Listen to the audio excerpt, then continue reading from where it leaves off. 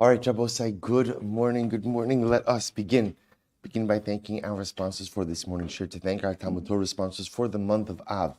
Paul and Kathy Pollack for dedicating all the Sherman Drushos this month in honor of their grandchildren. Tikva, Esther, Simcha, Abigail, Milana, Millicenta. May they grow to become the best version of themselves. The Daf Yomi share and Schus B'Refuah Shlema for Yehuda ben Michal. May he, together with Kol Chol Yisrael, experience a complete and enduring refuah. Our week of learning sponsors Binyamin Fleischman in memory of his father Shmuel Yudel ben Binyamin Yaakov Zichron Librach. We open the merit of our Talmud Torah. The Neshama will have an Aliyah and the family a Nechama, and Selma Wolf with immense gratitude to Hashem for the complete refuah of her granddaughter, Dr. Carrie Davis. May she have a continued refuah together with Kol Cholei Yisrael. So with that, let us begin the beautiful, beautiful daf ahead of us today. Today's daf is Mem Zayin 47.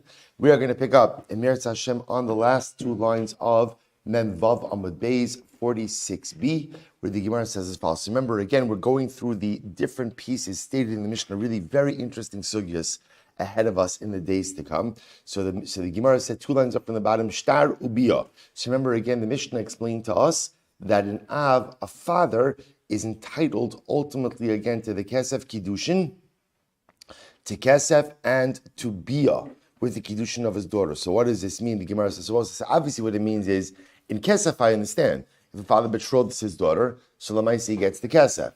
Shtar, he goes ahead and receives the shtar on her behalf. Bia, he has the ability to give her over in marriage to another man. So the Gemara says, Minal, and from where do we know this? Amarkra, the pasuk says, "V'haisa liish acher." The pasuk says she will be to another man. Iskish havios lahadadi. See, Rabbi say we already know this from. We haven't gotten to it yet, but from last cycle we know from our kiddushin days that one of the interesting drashas that we have from kiddushin is that there is a connection between all three mechanisms of kiddushin. Kiddushin could be affected in three different ways: kesef, shtar, and bia. And there is a strong connection between those three ways. So once we know that a father is entitled to go ahead and receive the kesef kiddushin from his daughter, so Lamaisa therefore is able to receive the shtar and also able to give her over in bia. So the Gemara goes weiter. The Gemara says, Zakai b'mitziasa, he is entitled to her findings.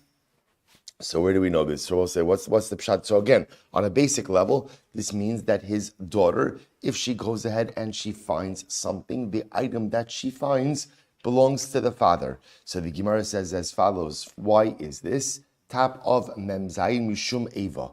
We'll say this is to prevent animosity. What's the animosity here? Take a look at Rashi. Now, it is actually interesting. It's always interesting sometimes the printing errors that occurred in Rashi over time. Because if you read this, it says, since a father is not chayiv in mizonos. So I will say, if you look at the Hagos V'tziyunim, I think almost everybody has this in the Gemara, right? The Hagos V'tziyunim, the little footnote, Dalid, he says, Higia di'ihu. It's not de'eno, it's di'ihu. The chevan di'ihu chayiv. It's not de'eno, the father's not, bless you, the father's not chayiv. It's because the father is chayiv. Such an important, one literally, again, it's a letter. It's a letter. It's a nun versus a hey. It's fascinating. Since the father is chayiv to provide for the mazonos of his daughter, if she were able to go ahead and keep that which she finds, there's going to be animosity. In other words, what's interesting about this is as follows. The assumption is like this: if a father is going to have to go ahead and support his daughter, so then halacha l'maisa again. When she finds something, that she go to the house, she go to the father, because at least if she finds something, it helps to offset the cost of her support. But if he has to support her, plus she gets to keep whatever it is that she earns, then Lamaisa, that could cause some level of animosity. So interestingly enough, what's going to happen with the animosity? Below Zayin Lasu. What we're concerned about is, when you see a concern about animosity, you see, okay, ill will. It's not just ill will, it's the concern that ill will lead the father to cease to support his daughter. Therefore, again, Chazal instituted that halacha l'maisa, the father gets to keep the father gets to keep whatever it is that she finds. Okay, so the Gemara goes right to furthermore, again, the father gets her earnings. So minalan. From where do we know this? From where do we know this? The Amar Avuna Amarav, minayin shemaisa Abbas la'av. How do I know that the earnings of a daughter go to her father? Shene emar v'chi yimkar ish es bitoli amo. Because we'll say the pasuk talks about the ability over here of a father to sell his daughter as a maidservant. Ma amo, just like a maidservant. So we'll say, so here's what's interesting. So we know that a father has the ability to sell his daughter. Now remember again, we'll say, the halachos that we're talking about over here really apply to a girl through na'aros. This is a little bit different over here because remember, when can a father sell his daughter up until she becomes a nara? After she becomes an nara, a father can no longer sell his daughter as an amo. But again, nevertheless, we're going to see how the drasha is going to work. So the pasuk says that a man has the ability to sell his daughter as a maidservant. So therefore, again, ma amo, ma siadel rabo, just like a maidservant, anything she earns belongs to the master. Afbas ma siadel la'aviha. So to a daughter, anything that she earns ultimately comes to her father. To which the Gemara says, like we just mentioned before, that's fine. Ve'ima hani mili kitano demasi mazbin law. That's fine. That's fine. I appreciate the drasha, but based on that drasha, when should a father be entitled to his daughter's earnings? It's only when he's able to sell her as an amo. When is a father able to sell his daughter as an amo? Only when she's a kitana. Only when she's a kitana. But ultimately, again, about na'ara, the lo matzi mazbin lo, my siadeha didahava. But I will say, according to this logic, that a father's entitlement to his daughter's earnings is based on the fact that he could sell her as an amo. And we say just as an amo, ultimately, again, the master keeps the earnings. So too, again, a father keeps her earnings. Great. So that applies as long as a father can sell his daughter as a nara. So that tells me, sorry, as an amma. That tells me that a father has a right to keep his daughter's earnings when? Up until through the time that she is a kitana. Through the time that she is a kitana. Once she reaches narus, father can no longer sell her as an amma, and therefore Allah should not be entitled to keep her earnings as well. To which the Gemara says, mistabra da'aviyah havu. No, it doesn't make sense. Even through narus, ultimately, again, the father should be able to keep the earnings of his daughter. How so? See, listen to this. So the Gemara says, if you say that the girl's earnings do not belong to her father, they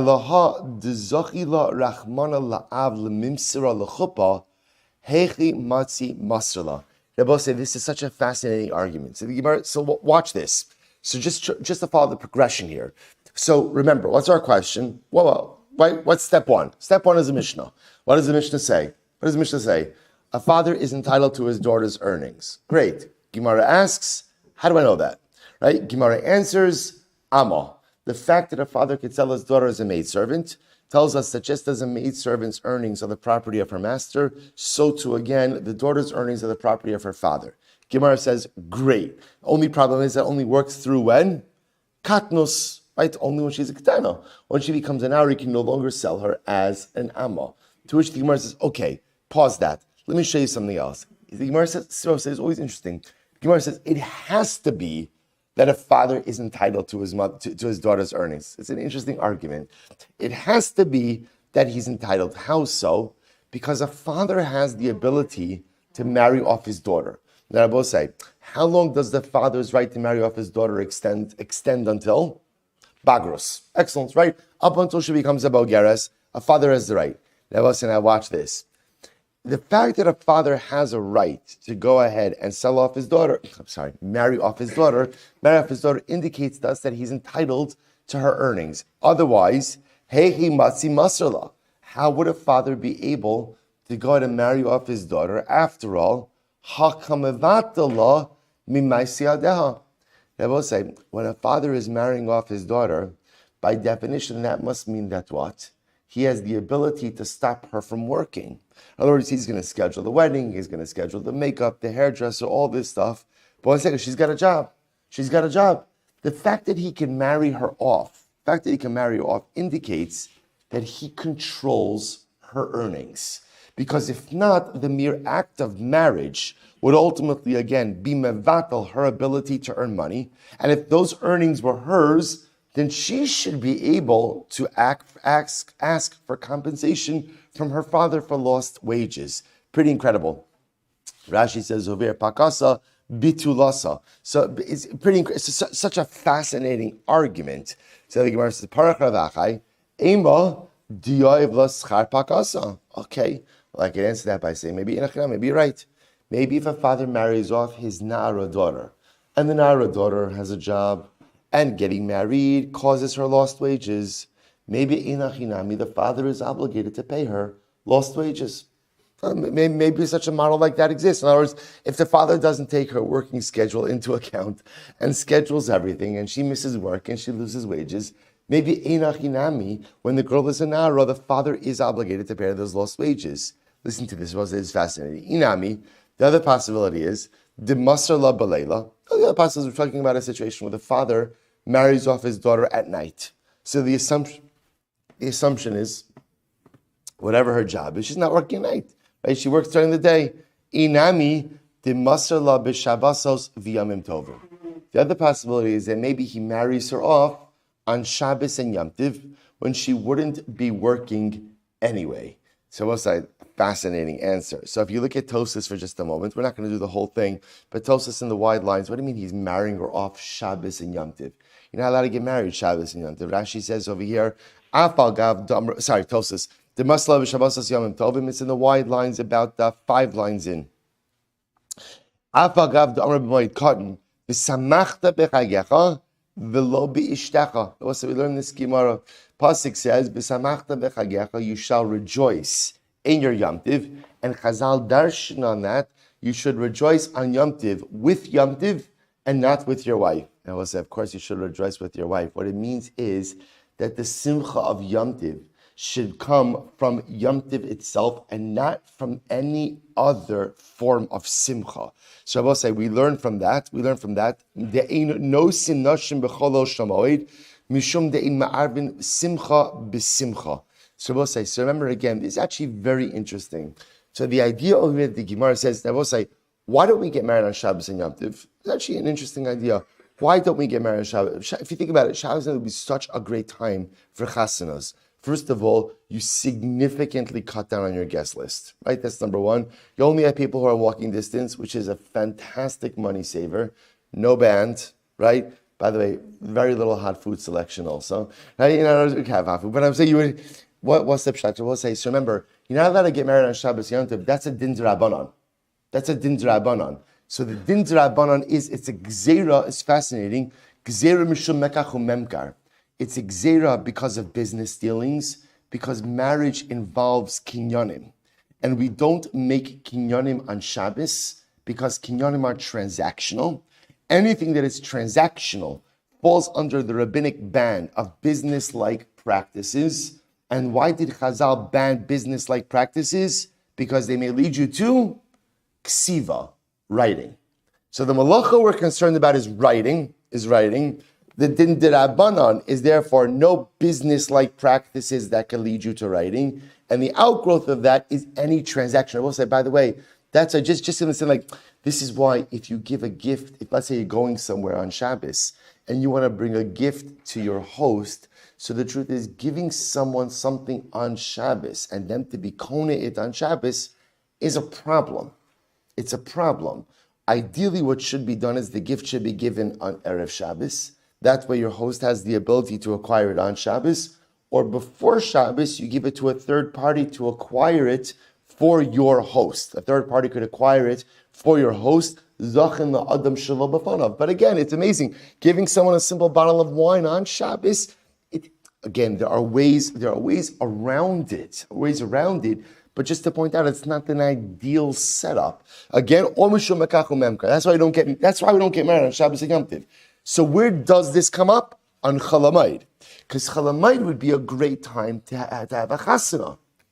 But why don't we get married on Chalamayid? That's v'samachta b'chagecha. Because you should rejoice on Yom Tov because of Yom Tov, bechagecha v'lo be'ishtecha. So how could the Gemara say over here that the father will marry off his daughter on Shabbos Yom Tov? So we'll say, therefore, when the Gemara says Shabbos and Yom Tov, so we don't know what Shabbos means. Yom Tov, the Gemara is asking, it means Chalamayid. Chalamayid. So what's called? But you can't get married on Chalamayid. For Joshua Gemuri, ki da'amar v'chagiga, ta'avi mid-da'oraisa. They both say, by the way, this is actually pretty wild. If you think about this, the inability to get married on Shabbos and Yom Tov itself is really only what? D'Rabbanan. The inability to get married on Chalamayid is Da'oraisa. Fascinating, right? Because again, the inability to get married on Shabbos and Yom Tov is because of Gzera Mekach Memkar, lest you come to Ksiva, D'Rabbanan. The Gzera on Chalamayid is V'samachta b'chagecha v'lo b'ishtecha Da'oraisa. Wild. To which the Gemara says, so Tosas is saying, but yet the Gemara says, the Gemara floats this idea that the father could either marry off his daughter at night, so she's not missing work, or Shabbos Sunday, she's not missing work. Says Tosas, what is Shabbos Yom Tov? I mean, this is incredible. He says, the halcha airi sha achas lifnei Yom Tov shehu ki Yom Tov le'inyan melacha titosefes da'oraisa ubetela ba'osa shamina melacha. Shabbos said the idea over here is something. So let's just go with this first answer. Tosas. Tosas says that when the Gemara says on Shabbos and Yom Tov, it means the little bit of time, the Tosefes Shabbos, Tosefes Yom Tov. There's a din to be Mosif Mikodesh Alachol. Ultimately, again, to add on to Shabbos and to Yom Tov.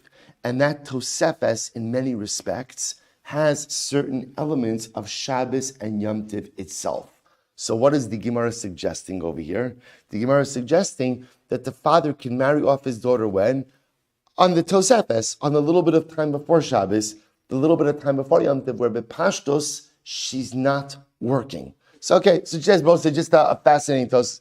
Tosas gives a second answer about giving her over to the Shluchei Av, which we do here. If we finish up, he says, Inami kishamasra av l'shluchei habal, nisun below suda, afagav dar machol, it's nisun below suda, ika simcha lo chashiva simcha kuleh. Okay, so we'll go with the first answer of Tosas, that this idea is that maybe when the Gemara says Shabbos and Yom Tov, bless you, it's referring to Tosefes Shabbos, Tosefes Yom Tov, the time before Shabbos and Yom Tov. Okay, so the Gemara, go back to the Gemara. Elo, so let's go back. So therefore I will say, but here's what's interesting. So now, I understand that the drasha of from Yimkar Ish es Bito La'ama helps me understand that a father would be entitled to his daughter's earnings while she is a ketana. What I'm missing right now is what? Ultimately, again, Nara. So the Gemara again is suggesting not a drasha, but a logical argument. If a father has the right to marry off his Nara daughter, that means essentially he controls her schedule.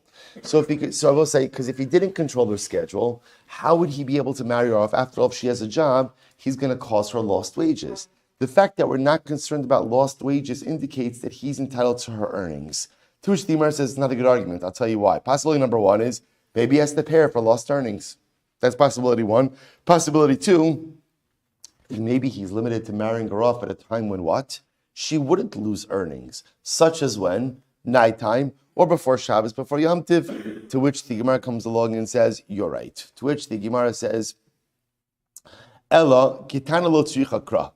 Hashta zabuni mazbinla, ma'isiya deha miboy. Shabbos says, so therefore, at the end of the day, let's take a step back. Kitana, we're all agreed, right? That halacha l'maisa, a father is entitled to his kitana daughter's earnings, right? How do I know this? Because if he could sell her as an amma, as a maid servant, he's certainly entitled to her earnings. So what about Nara? Ki itzrich kra lenara. So I will say, when do I need the pasuk? The pasuk comes to teach me Nara. So the answer doesn't seem to fully make sense. Of course it makes sense, I just don't understand it. Look at Rashi. Rashi says, Ki itzrich kra lenara. It's an important piece of information. I will say, by the way, you think about, by the way, how Rashi learned Gemara. Right? Imagine being Rashi and learning Gemara without Rashi. In other words, it gives you just a new and profound appreciation for the godless of Rashi. Right? Rashi had to take these cryptic statements that we just would not understand, and he had to work it through to create this. It's incredible. So when they say that Rashi had Ruach HaKodesh, You begin to understand because there are certain things that Rashi understood from the Gemara that it just doesn't appear one could really understand just based on their own intellectual acumen, right? Even if you're an Oker Harim, and even if you're a Sinai, there's only so much you can understand from the words. Rashi HaKadosh had Ruach HaKodesh. Look at this statement. Kitzrich kra lenara. Rashi says, V'af agav de'ikar kra b'ketana ksiv. Supposed to remember again, the pasuk we're focusing on over here is V'chi yimkar ish es bito li'amo. That's the pasuk. See, even though, again, that pasuk is talking about a ketana, mihu kra yiserahu. In reality, Abba said this entire pasuk is redundant. Why? Dichsiv le'ama, le'akushe bas le'ama, le'kesha denara asya. See, Abba said the word le'ama, ultimately, again, is extraneous. You don't need it. You don't need it in this pasuk. You don't need it because you remember again. The pasuk itself is talking about the context of the pasuk in Parashas Mishpatim is talking about avodim. It's talking about avodim. So the entire word li'ama is really unnecessary. The Gemara's understanding over here, why do you have the extra li'ama? To teach us halacha l'maisa that a father has an ama-like relationship with his daughter, not only in katnus, but in na'arus as well. Now, as a kitana, he has the ability to sell her as an amma. As a nara, he does not have the ability to sell her as an amma, but he does enjoy a certain amma-like relationship. In what way? The same way that the master gets the earnings of his amma, a father gets the earnings of his daughter, even through na'arus. So a fascinating drasha. So therefore, Abosai, a father's entitlement to his daughter's earnings is all coming from the same pasuk. V'chiyimkar es bish, v'chiyimkar ish es bito li'ama. So that again, as a ketana teaches me, just as a father has a right to sell his daughter as an amma, and the master gets his amma's earnings, so to a father gets his ketana daughter's earnings as his ketana daughter's earnings.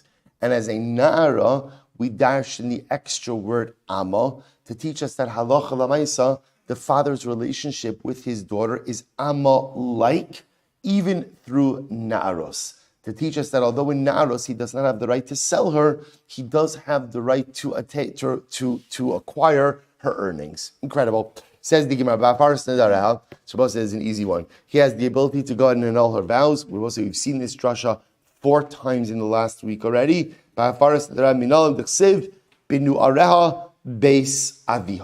Right, when she is in up through Narus, ultimately again she is in her father's home, which the Gemara already darshin the halacha l'maisa to speak about hafaras nedarim, that a father has the ability to annul or to revoke his daughter's vows. Umekabel eskita, he has the ability to go ahead and acquire her get on her behalf. We'll say, where do we know this? Minalan tichsev yatsa v'haisa. The pasuk says, literally again, she will leave a home and become someone's wife. Iskish, so I will say, again, this pasuk is actually talking about, this is the pasuk by get. If a woman receives a get, v'yatsa mi beso, she will leave her husband's home, v'halcha, she'll go, v'aisali ishaka, she'll marry someone else. So we'll say, what this drasha does, we saw this, well, we haven't seen it yet, but we'll see Mesechus Gittin, we'll say, the Torah itself is equating Yitzia and Havia, Kiddushin and Gittin.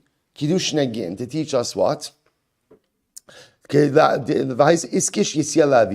the same way that the father has the ability to receive her kesef kiddushin, the father also has the ability to what? To receive the get on her behalf. Good. Well, this is an interesting one. So now at this point of the Mishnah, we switch a little bit. Because the first part of the Mishnah is talking about all of the entitlements that a father has in his daughter through Narus. And now, ultimately, again, the Mishnah switches gears and talks about an entitlement a father does not have. What does he not have? We'll say, let's say the daughter acquires property. She acquires property. Now, how would she acquire property? So we'll say, the simplest answer is she inherits her mother. Right? Her mother passes away. And there's certain property that came to the daughter that the father technically, again, does not have ownership in. So the Mishnah says the father does not get peiros. Now we'll say, what does peiros represent? Peiros can mean literal peiros. Like let's say she inherited an apple orchard, right? So he doesn't get to eat the apples. But peiros on a bigger level means what? Usage. He does not have the right of usage in property that is her own. A father does not have the right to go ahead and enjoy usage of property that belongs to his daughter while his daughter is alive. Now, what does it mean while his daughter is alive? Because if the daughter chas v'sholom predeceases the father, then what happens in a situation like that? The father inherits her. But while the daughter is alive, if there is property that is somehow solely owned by the daughter, the father does not have usage rights in that property. Rabbi Yehuda says, "Ha'av ochel peiros b'chaye bito." Now, here we come to a machlokes. See, here we go. So the Rabbanon say, like the Mishnah, that a father does not enjoy peiros in a property owned by his daughter. Rabbi Yehuda says, no, a father does enjoy peiros even in property owned by his daughter. Okay, but what's the machlokes? Here we go. Tanakama savar bishlama bal takinu the Rabbanan peri. So Rabbi say, according to the Tanakama, so they say like this. Now remember, Rabbi say, what does the Mishnah go on to say? In this respect, a father is different than a husband. Whereas a father will not enjoy peiros in property owned by his daughter, a husband does. Right? So if a wife owns property, husband has a right to enjoy peiros. So the Rabbanan will say like this. Because it makes sense that Chazal gave a husband peiros in his wife's property. Because if the husband doesn't have peiros, mimna below parik. Well, so we're going to see this later on, because we're concerned that if a husband does not have peiros in his wife's property, then what? If she's taken captive, he's not going to redeem her. There might be other shalom bias issues at play over here. And I'll say, again, I want to point out, I know I say this once in a while, but it's important to say it. I will say, the concept of marriage that we have, like of marrying for love or falling in love, these are newer concepts. Right? Marriage historically was a transaction, right? It allowed for a woman for safety and security. For a man, it allowed for children. But the notion of like feelings and love and mutual shared vision or aspirations, or we're going to grow together, build a life together, that wasn't bala inyan. It's like, let's survive pogroms, right? If we survive pogroms, right, and are able to have children, and most of them don't die in infancy, and we have something to eat, it's a good life. It's a good life, right? You have to understand, like the way we conceive marriage is it's panim chadashos ba'olakan. It's a totally new thing.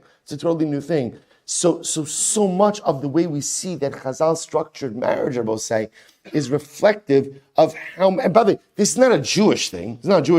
This was how the world looked at marriage. So I will say. So therefore, again, the Gemara says over here, according to the Rabbanon, Chazal had to give a husband peiros, because if he didn't give the husband peiros in the wife's property, there was a concern that if the wife was taken captive, the husband wouldn't redeem her. Ela'av, but a father, we'll say the relationship between a father and daughter is different than a relationship between a husband and wife. A father, Chazal didn't have to give him peiros in order for the father to redeem his daughter. Father's going to redeem his daughter regardless, even without the right to peiros. But a husband, Chazal felt that if he didn't have certain financial entitlements, would not be as motivated to go ahead and redeem his wife should she be taken captive. So we'll say that's the position of the Rabbanon. Therefore, the Rabbanon, as reflected in the Mishnah, holds that a father does not have peiros in his daughter's property. A husband does have peiros in his wife's property. What is Rabbi Yossi? Rabbi Yehuda Savar Av Nami Mimna Velo Parik. So I'll say a father. So Rabbi Yossi holds that no, a father, if he doesn't have peiros, will also, if his daughter's taken captive, a father may refrain from going ahead and redeeming his daughter. You'll say, how could that be? We'll say, actually, there's an interesting logic, because the father will say, Savar Kisa Nakita Iluya, Tezel V'tifrok Nafsha. The father will say, listen, she's got money. She has her own money. She has her own account. She has her own property. She has her own peiros. Let her redeem herself from her own property. In other words, It's not the father saying, I don't care about my daughter, right? But it's the father saying, Lamaisa, she has money. I haven't been able to use that money. Let her redeem herself from her own money. So we'll say, this is the fundamental machlokes over between Rabbi Yossi and Rabbi Yehuda and Rabbanan. Everyone agrees that a husband gets peiros. And again, I will say, we're going to see this later on, but the logic for the husband receiving peiros is because we want the husband to redeem his wife in a situation where she's taken captive. Part of the way that we financially ensure that is by allowing him usage of the wife's property for the duration of the marriage. The shaila is, do we have to give the father the same right as the husband in order to ensure that he'll redeem his daughter? Rabbanan, absolutely not. The father is going to redeem his daughter regardless. Rabbi Yossi and Rabbi Yehuda, absolutely yes. We have to go ahead and give the father. How do we paskin? The Rabban paskin is like the Rabbanon, and therefore again, a father does not have peiros in property solely owned by his daughter. Weiter. Nises, Yasra Lavabal Shu Ochel. So we'll say, so now when they get married, ultimately again, husband gets rights in his wife's property. So we'll say, this is fascinating. Tan Rabbanon, so here we go. Kasav la peiros ksus v'kelim she'avo ima mibeis aviha lebeis baila. Mesa. We'll say, here's a fascinating case. A father is writing what we call a nadin. Nadunya, dowry. Dowry, so he's sending his daughter, right? He's sending his daughter off to marriage, and he's sending her, kasavla, he's giving her peiros, ksus, kalim, clothing, utensils, property, he's giving her. So we'll say, if you look at Rashi, kasavla, peiros, ksus, kalim, pasak la'av benedunaisa, shetachnis labayla, metaltalin, kigam peiros, tlushin, uksus, v'kalim, mekasva la mina Aerosene. So now the girl, we'll call her Rahul, is having Aerosene with Ruvain. Rachel's father writes her a very generous nad and a very generous dowry. It's all metaltalin, Rashi points out over here. We'll talk about that later. It's right, all movable property. Now we'll say, now something interesting happens over here. Umesa, Rachel dies. Now, when does Rachel die? During Aerosene. So Rachel and Ruvain had Aerosene, now Rachel dies. So what's going to be the shaila? What's going to be the shaila? Who gets the nadin, right? Who gets the dowry? So the Gemara says, so we'll say, so Rabbanan Paskin, this does not become the property of the husband. Everything goes back to the father, assuming that it is the father who inherits his daughter. Everything goes back to the father. Okay, Mishum Rabbi Nassan Amru, Zacha Abal B'dvar Halal. Rabbi Nassan says, no, the husband has acquired everything as of Aerosene. Very interesting machlokes. So we'll say, what are they? Lema b'plukta, the Rabbi Elazar ben Azariah v'Rabbanan come together. We'll say perhaps the machlokes. So we'll say again. So the Rabbanan say Rachel dies during Aerosene, property goes back to the father. Husband does not acquire it. Rabbi Nassan says no. Rachel dies during Aerosene, husband acquires everything. The Gemara says maybe this machlokes Rabbanan, Rabbi Nassan is the same machlokes Rabbi Elazar ben Azariah and the Rabbanan. What's the machlokes? Disnan. Nis armala onis garshamin bein min hanisu min Aerosene gova esakol. So Rabbi say this is the flip case. Husband dies, right? Rachel's married to Ruvain, right? Husband dies. So whether Rachel is widowed from Aerosene or from Nisuin, gova esakol. The Rabbanon say ultimately she collects her entire ksuva. But remember again, what does entire ksuva consist of?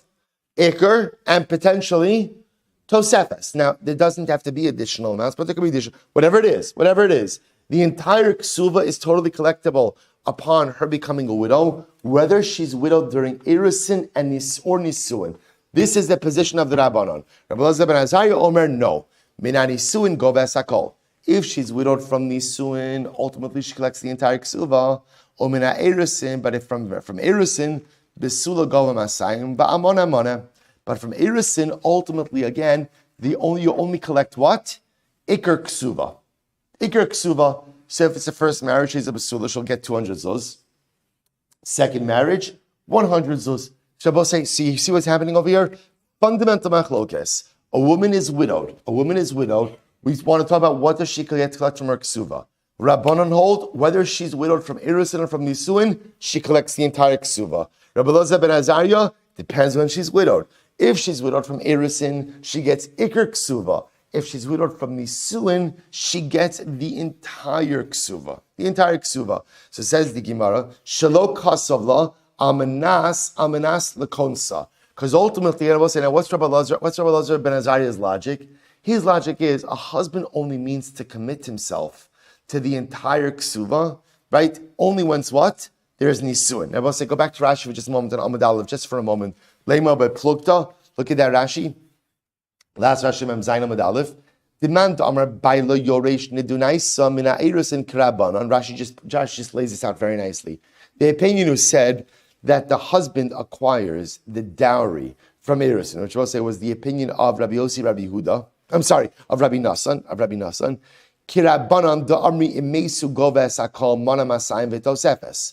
Alma ksuva kaima kilo nises imesa ihi nami yoris ihu nedunya shafi besoch ashtar nichtava dachi kasina. So we'll say, just before we go into the Gemara, Rashi setting this up like this. So we now have two machloksim, right? So let's go back for just a moment and just set up the two machloksim. Machlokis number one is in terms of dowry.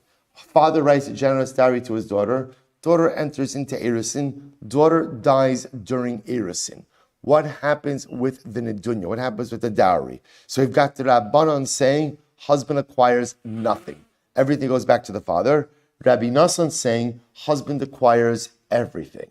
Machlokis number two. Couple gets married. Right, couple gets married, husband dies. So ultimately again, Rabbanon, wife always gets entire ksuva, whether she's widowed from Aerosene or from Nisuin. Rabbi Elazar ben Azariah says no.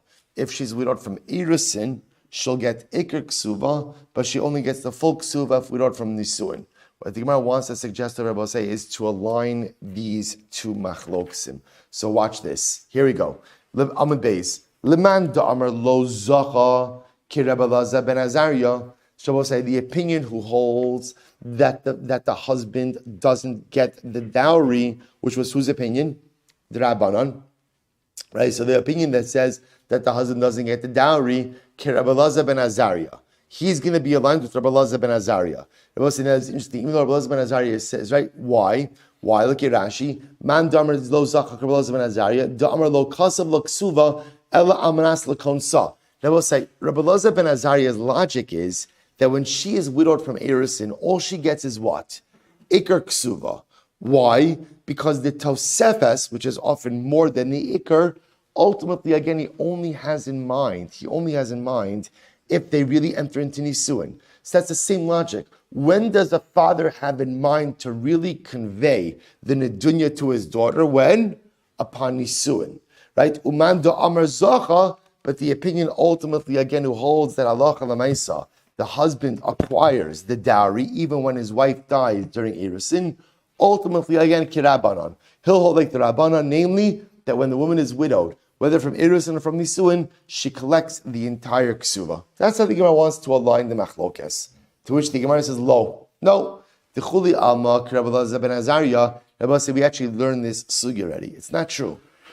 The halacha follows Rabbi Elazar ben Azariah, namely, that when a woman is widowed from Aerosene, she'll collect Iker ksuva, and from Nisuin Tosef. Rabbi said the truth is, we saw the Rambam. The only time you're really entitled to a ksuva from Aerosene is when, remember we learned this last week, is when the husband explicitly commits himself. If there's no explicit commitment, the ksuva obligation only kicks in into by Nisuin. Right? There's no ksuva by Aerosene unless someone explicitly committed themselves. But again, let's go with this over here for now. So really, Me'ikar Adin, we're going to paskin like Rabbi Elazar ben Azariah, and therefore, at most, from Aerosene, you're only entitled to Iker Ksuva, and Tosefes only comes in when? As of Nisuin. So watch this. Here we go. Man da'amar lo zacha Rabbi Elazar ben Azariah. So we'll say, going back to the Nedunya case, the one who says that the husband is not entitled to the dowry when the wife dies during Aerosene, i.e. the Rabbanon, that opinion certainly aligns with Rabbi Elazar ben Azariah.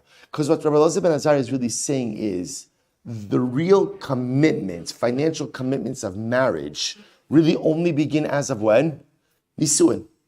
Umanda Amar Zacha. But what do we do with the opinion who says that when the wife dies during Aerosene, the husband gets to keep the dowry. What do we do with that opinion? This is fascinating.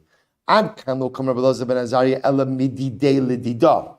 So I'll say that opinion was that's Rabbi Nosson. Rabbi Nosson will say it's not a fair comparison. See, the case of Rabbi Elazar ben Azariah is talking about a husband's commitments to his wife. Husband's commitment to his wife. Mididei lidida shelo kasav la ela amanas lekonsa. He will say there's a strong logic there that when a husband is committing himself to his wife, that clearly the commitment is predicated on what? On what? On what? Nisuin. We'll say, why is a man going to commit himself financially to his wife just in Aerosene? It only makes sense that the financial commitments of marriage, husband is only committing himself after Nisuin. That's logical. Watch this. But I also remember again, the case of the dowry is not commitments from husband to wife, but rather it's commitments where? From wife to husband, or I should say from father of the bride to the husband. Watch this. Afilu Rabbi Elazar ben Azariah modi. Even Rabbi Elazar ben Azariah would say that those commitments could start as an Aerosene. Why? This is incredible.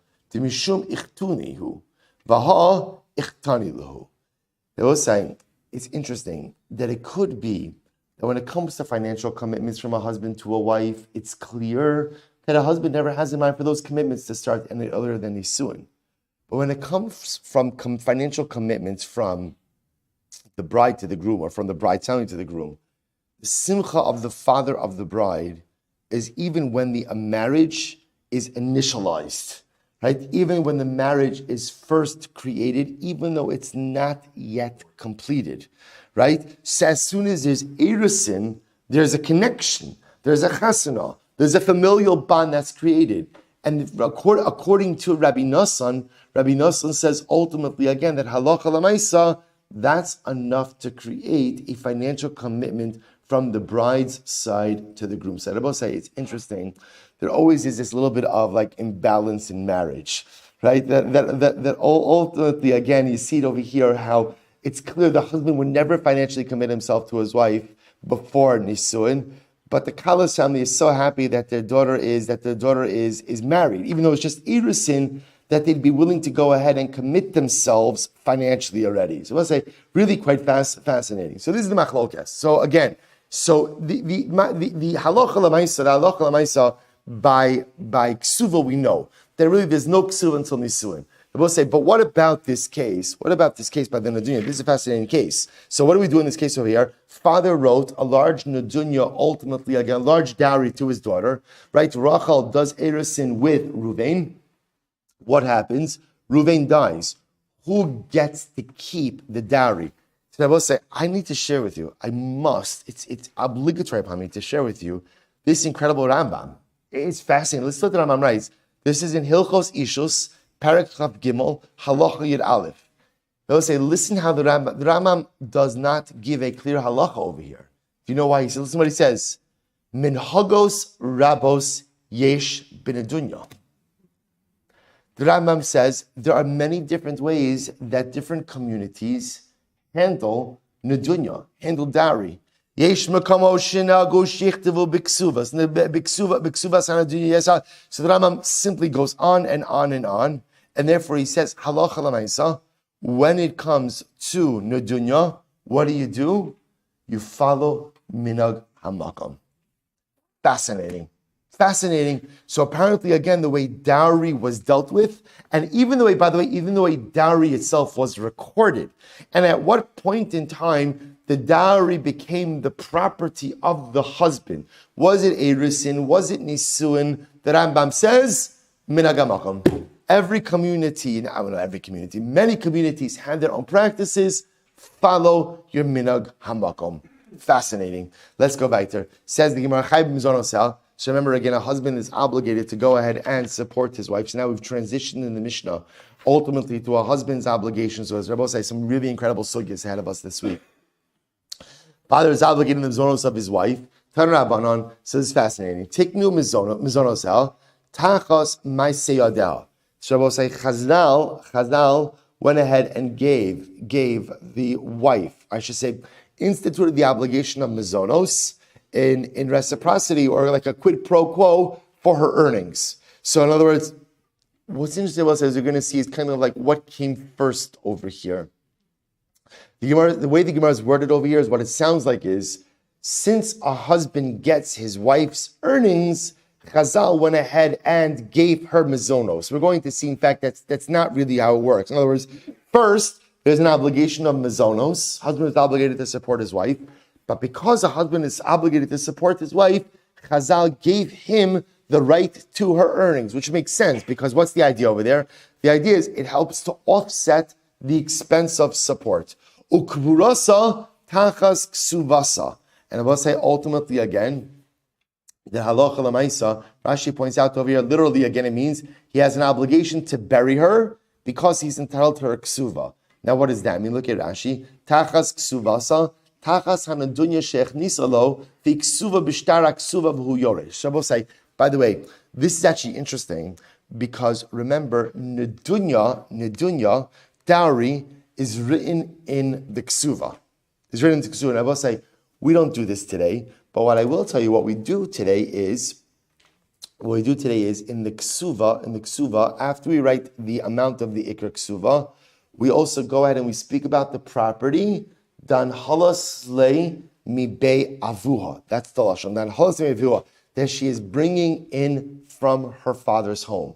So I will say, Bismana Gemara, even if Basazana Gemara, they wouldn't just write that line. Rather, what would they write? Right? V'dana dunya, that's what it is. V'dana dunya, tan halasemi be'avua. Then the dunya, the dowry that she's bringing from her father's home. So I will say, so in the B'zana Gemara, they would say, v'dana dunya, see appendix A, right? And we're going to itemize every single thing that the girl is bringing. By the way, not only itemizing, what else is attached? See appendix B, right? For evaluation, right? For an appraisal of each. Because remember, again, husband is on the hook, well, depending on the nature of the nad, right? See appendix B for the appraisal. That would all be there. Since a husband gets the right to use all of this property and potentially also inherits it, depending on the order of death, ultimately, again, therefore, he has an obligation to bury her. So the Gemara says, Lefichach, bal ochal peros. Therefore, a husband eats peros. Right, gets usage. The Gemara says, peros, who's talking about peros over here? You're right. There's a piece missing from the Bryce over here. Here's how you have to read it. Tiknu mizonos tachas ma'aseyadeha. Chazal instituted mizonos because of ma'aseyadeha. Rabbi say, because he's obligated to support her, therefore he's entitled to her earnings. Upirkuna tachas peros. And Rabbi saying, a husband is obligated to redeem his wife if she's taken captive, because he enjoys peros of her property. So we'll say very interesting. So there was Chazal are linking each of these things. Since ultimately, again, he enjoys peros, therefore he's, or I should say, because he has an obligation to redeem her, therefore he's given right to the peros. Ukvurasa tachas ksuvasa. And ultimately, again, she enjoys the ksuva, which means the dowry property that she brings in, because he has the obligation to go ahead and bury her. Therefore, lefichach bal ochal peros. Again, why do you need the word lefichach? My lefichach. So what would you have thought is fascinating? Mecha lo nichlinhu, anuchi nanchinhu. So I might have thought that maybe we shouldn't let the husband eat the peros. In other words, he has a right to the peros, but what we should do is we should let the peros accrue. Rabbi say, obviously, when we say let the peros accrue, it doesn't literally mean let a pile of fruit. What it means is maybe we should kind of put the peros in escrow. Put it in escrow. Why? Listen to this. The imkain, because it will say, because the imkain mimno v'lo parek. Because maybe we're concerned, and therefore, what happens if you put the peros in escrow? What happens if you do that? If she's taken captive, it's good news. That's not good news, she's taken captive. I mean, if she's taken captive, what is the good news? There's money to redeem her because you have the money in escrow. You have the peros in escrow. This is fascinating. Kamash malan daha adifa. I will say, the Gemara says, no, actually it's better to let him enjoy the peros. Why? This is fascinating. Zimnin de lo malu uparak le midide. Because we'll say, what's going to happen? Because what happens if the escrow fund is not enough to redeem her? So what could happen? The husband can say, well, sorry, we'll wait a little bit. It's okay. Hopefully the captors are nice, right? I'm sure the money's going to accrue a little bit more. Shouldn't only be another harvest or two, right? And what's going to happen? He's not going to redeem her. Masha'enkin, I will say, if he's constantly and consistently enjoying the peros, he'll recognize that the price, so to speak, for that benefit is the redemption of his wife, and therefore he will redeem her at whatever the cost. So the Gemara says, "Ve'epochana." In other words, we'll say, how do you know how to align which right with which entitlement? To which the Gemara says, "Amar Abaye, tiknu matzui lematzui v'she'ino matzui l'she'ino matzui." They went ahead and they instituted that which is common for that which is common, and that which is uncommon for that which is uncommon. Take a look at Rashi. Last two lines of Rashi: Mizonos u'maisi adem mitzuyin. See, Rabbosai, the need to go ahead and support one's wife and earnings are common. So therefore, again, the right, the entitlement to earnings goes with mizonos. They're both common. Shavuya, right?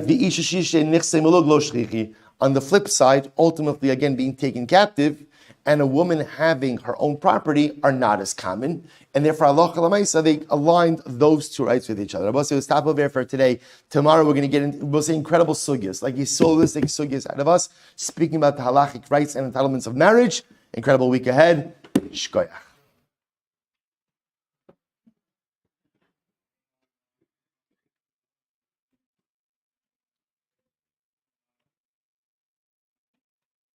All right, have a great day, everyone.